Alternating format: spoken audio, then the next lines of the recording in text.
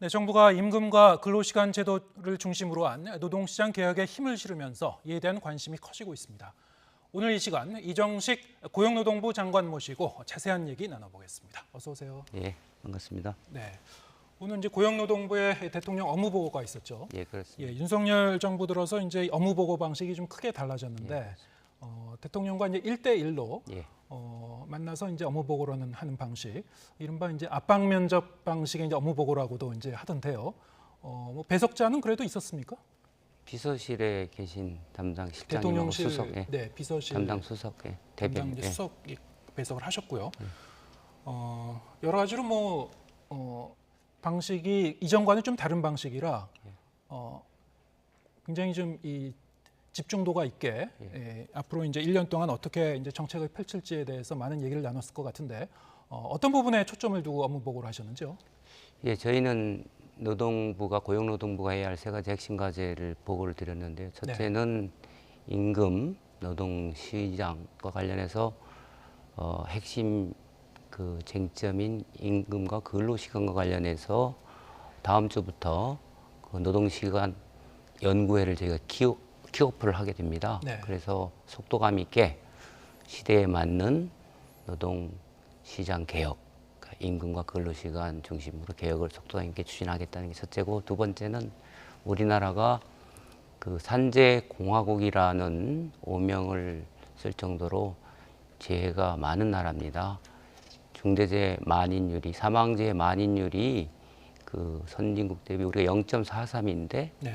OECD 평균은 0.03이거든요. 그래서 선진국 대비해서 평균 정도 수준으로 임기 5년 내에 그 획기적으로 산재를 감축할 수 있는 로드맵을 만들겠다. 그래서 적어도 일하는 사람 누구나 일하면서 다치거나 죽지 않도록 하겠다. 이것이 이제 두 번째로 핵심적 과제로 보고를 드린 거고요.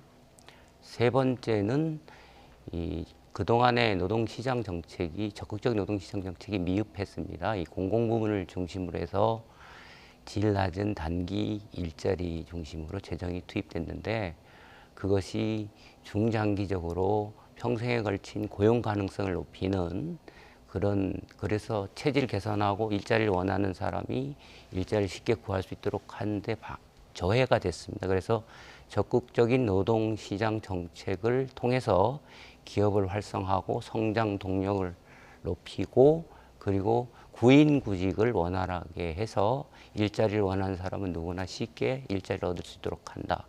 이런 중심으로 보고를 드렸습니다. 네, 크게 세 가지군요. 그러니까 첫째는 이제 임금과 이 근로시간 문제, 근로시간. 노동시간 문제, 그리고 두 번째는 이 산업재해를 획기적으로 줄이는 방안. 줄이겠다.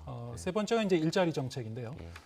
이 부분에 대해서는 조금 이따 이제 하나하나 이제 짚어보고요. 일단 가장 이제 최근 현안이기 때문에 자, 이 문제를 간단히 좀 여쭤보고 그 다음으로 넘어가겠습니다. 어제 이제 이 산업부 장관과 함께 이 대우조선해양 산해 하청 파업 관련해서 이제 대국민 담화문을 발표하셨죠. 지금 이제 이 대우조선해양의 하청 노동자들이 이제 선박을 점거하고 농성을 이제 계속 이어가면서 현장에서 좀 위기감이 좀 커지고 있는 것 같고요. 뭐 노노 갈등 조짐도 있고 그런데 일단은 이제 장관님께서는 이번 파업은 이제 불법으로 규정을 하셨어요. 그리고 용인될 수 없다 이렇게 말씀하셨는데 이게 워낙에 이제 이해 당사자 간의 어떤 그 이해관계가 좀 맞물려 있고요. 굉장히 예민한 사안이라 과연 이번 이 농성 사태를 이 파업을 이 하청기업 노조에만 뭐라고 할 수 있는 그런 사안인가? 여기에 대해서는 좀 이견이 있는 것 같습니다. 어떻게 보시는지요? 그렇습니다. 이 모든 현상들이 그 법적인 당사자가 있는 것이고, 네. 그 다음에 2차, 3차 이해관계가 맞물려 있는 것이 현실이죠. 그런데 네. 법적으로 봤을 때는 직접적 당사자는 하청 노사입니다. 그래서 그분들이 중심으로 대화 협상을 통해서 현안들을 해결하는 것이 이제 맞다라는 그런 입장을 말씀드린 것이고요.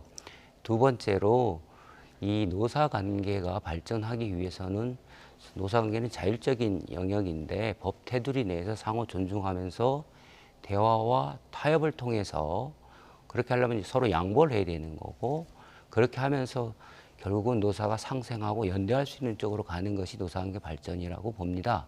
그런 측면에서 정부가 할 일은 일단 불법이나 이런 극단적인 행위들을 풀고 그 상생의 신뢰를 토대로 관계를 형성할 수 있으려면 그런 준법과 존중 이런 상태에서 그 협상을 진행해야 되기 때문에 그렇게 하도록 저희들이 그 점거를 풀어달라라고 네. 호소를 한 것이고요.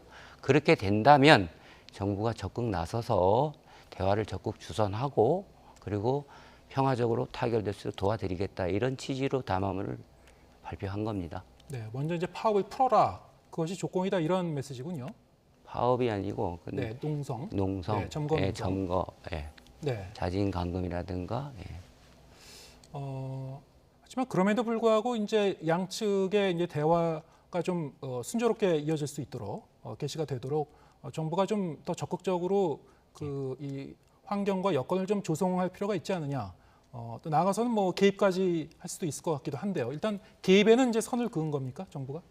저희가 그 지금까지도 노동부는 적극적으로 대화를 주선하고 지원을 했습니다. 네. 그런데 이제 이런 상태에 이르러서 뭐 국민적인 그 여러 가지 그 공권력을 투입이 되는 거 아니냐 또는 경제 이러다가 어려워지는 거 아니냐 노노 갈등 뭐 이런 우려되는 상황이 연출되기 때문에 저희들이 긴급히 담화를 했던 것이고 저희들은 그 대화를 지금까지 해왔던 방식에 더 나아가서 정말로 정부가 적극적으로 대화를 주선할 수 있는 분위기를 조성해 준다면 네. 그러면 다양한 방법을 모색해야 된다고 보고 그렇게 할 계획입니다. 예. 네, 알겠습니다.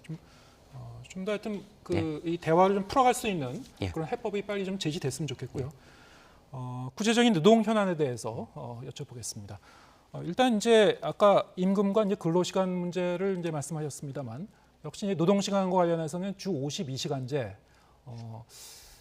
이걸 어떻게 이제 이 개편할 건가, 개선할 건가 이런 부분인데요. 지난달에 이미 이제 장관께서 이 주 52시간제의 어떤 유연화와 관련된 그런 그 방안을 이제 발표를 하셨죠. 물론 이제 앞으로 전문가들의 이제 의견 수렴도 하시고 계속 이제 이 논의를 이어가실 텐데 기본적으로는 이제 주 52시간제를 뭐 월 단위로 이제 관리할 수도 있고 좀 더 이제 유연하게 쓸 수 있도록 하겠다.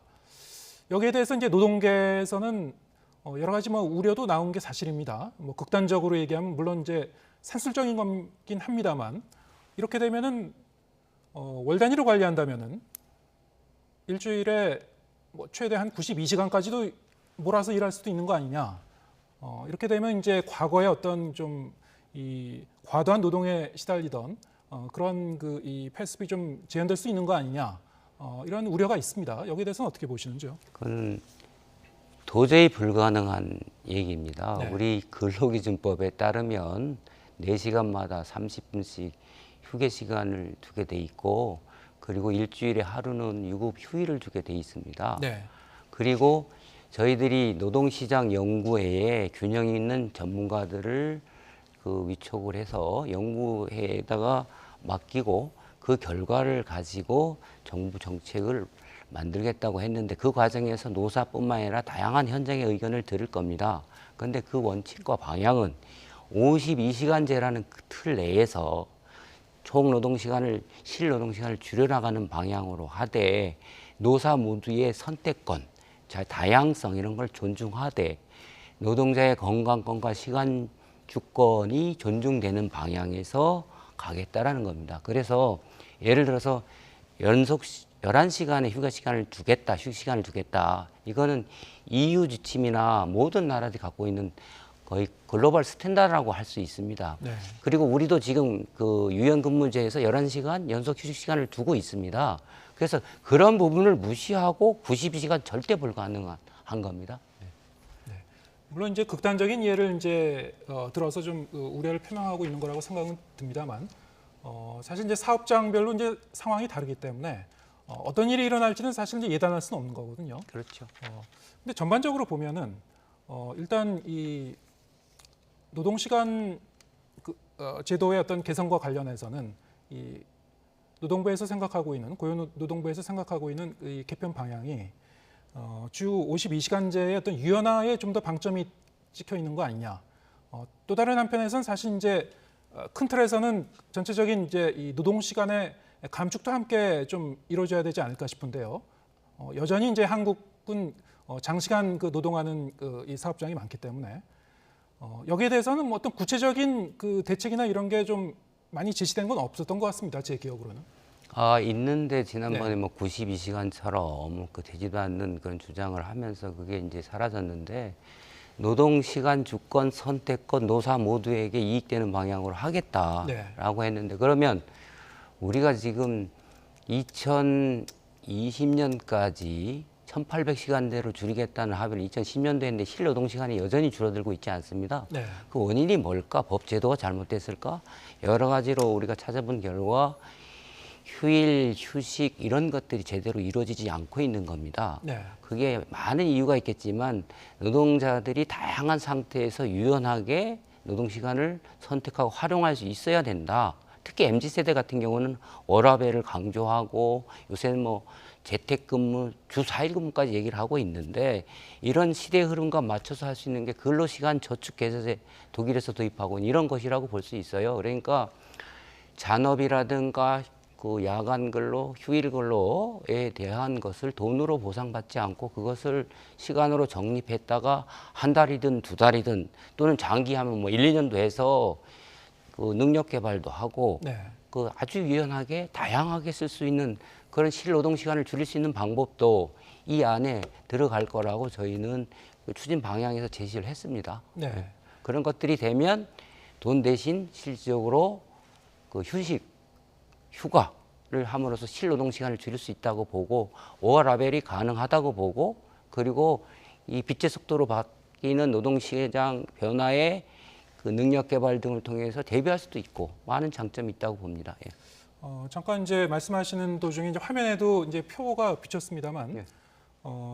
현재 이제 한국의 연간 노동 시간을 보면은 OECD 이 평균 수준보다는 훨씬 높고요. 가까운 이제 일본과 비교해 보더라도 일본의 이제 25년 전 수준과 거의 비슷합니다. 우리나라는 계속 이제 시간이 갈수록 각국의 이제 노동 시간은 계속 좀 줄어들고 있는 양상이긴 한데요. 우리나라는 이제 그동안 오랜 시간 동안 조금씩 이제 근로 시간이 줄어들었다고는 합니다만 지금 화면에서 보시듯이 2020년에 한국의 연간 근로 시간이 일본의 1995년 노동 시간과 좀 비슷한 수준이죠. 오히려 조금 더 높습니다. 25년 전 일본의 수준과 여전히 한국의 이제 사업장의 노동 시간이 얼마나 긴가, 장시간 이제 근로 문화가 좀처럼 없어지지 않는가를 이제 저걸로 볼 수 있고요. 저거는 이제 고용노동부가 지난달에 이제 이 장관님이 브리핑하실 때 발표하실 때 이제 같이 이 공개한 그 이 보도 자료에 나온 그 표이기도 합니다. 그런데 지금 말씀하신 대로 어떤 휴식이나 휴가를 연차 휴가나 이런 거를 좀 더 용이하게 쓰도록 한다.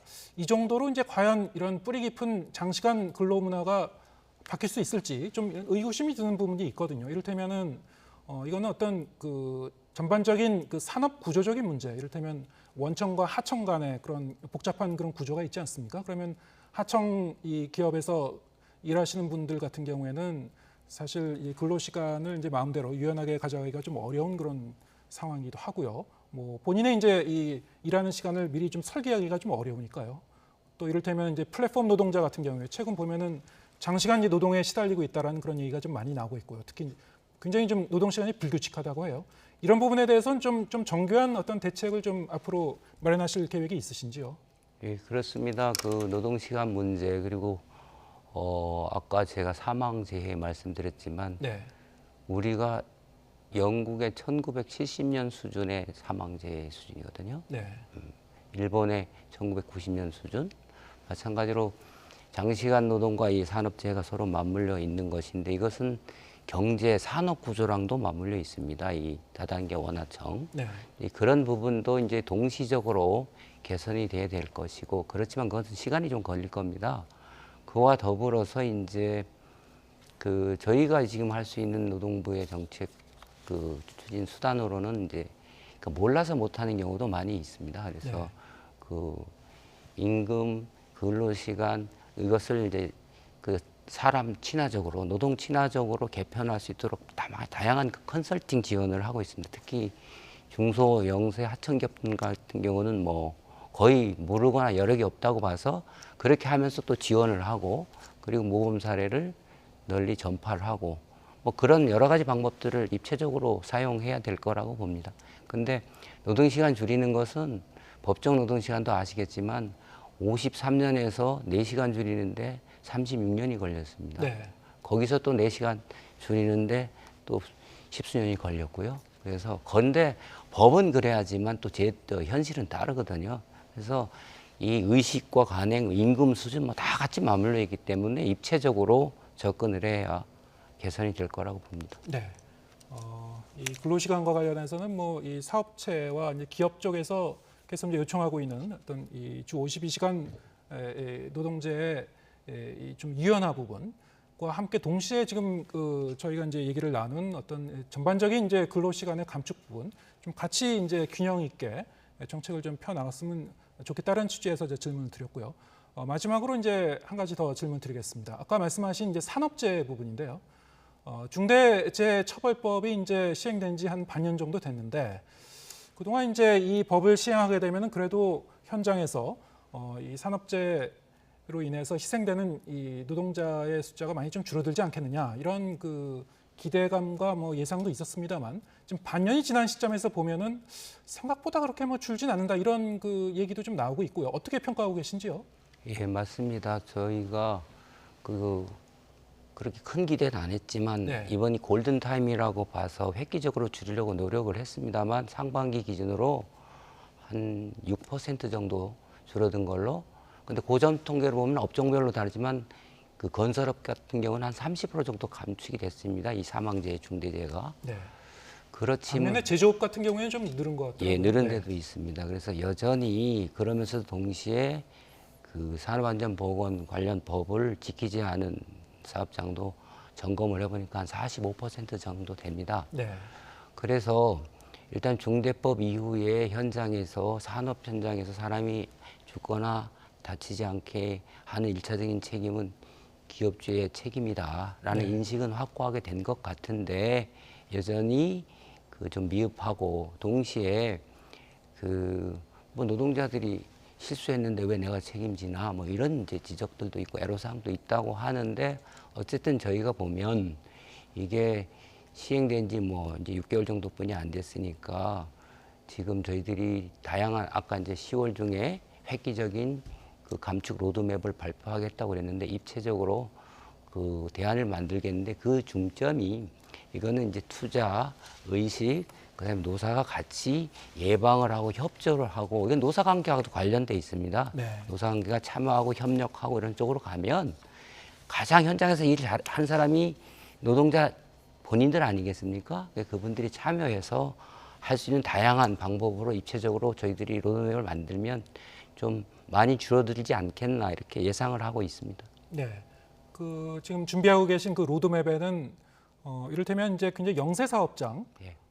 이 5인 미만의 이제 사업장 같은 경우에는 아까 얘기했었던 그런 어떤 뭐 이 근로 시간과 관련된 제도라든가 아니면 이제 이런 그 이 중대재해 처벌이라든가 여기에서 이제 벗어난 일종의 이제 사각지대죠.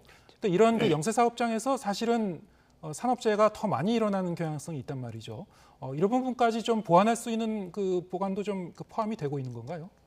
그거는 어떻게 준비하고 계신지요? 쉽지 않을 게 이제 제가 현재 중대법은 50인 이상 50억 이상 이렇게 네. 되는 거고 2024년부터 이제 5인부터 그 전면 적용이 되는데 현재 근로기준법이 어떻게 보면 근로기준이 하나 일반법이라고 볼 수 있는데 그것도 5인 이상을 원칙으로 하고 있습니다. 그래서 이번에 저희들이 노동시장 개혁에 있어서 핵심인 시간과 임금은 우선적으로 다루되 추가적인 개혁 과제로서 노동계가 그동안 요구했던 차별, 비정규직 출폐, 그다음에 5인 미만 근로기준법 적용 이런 것들은 추가적인 개혁 과제로 경사노위에서 특별위원회를 구성해서 지금 추진하려고 하고 있습니다. 네, 알겠습니다. 오늘 여기까지 듣겠습니다. 이정식 고용노동부 장관과 함께했습니다. 고맙습니다.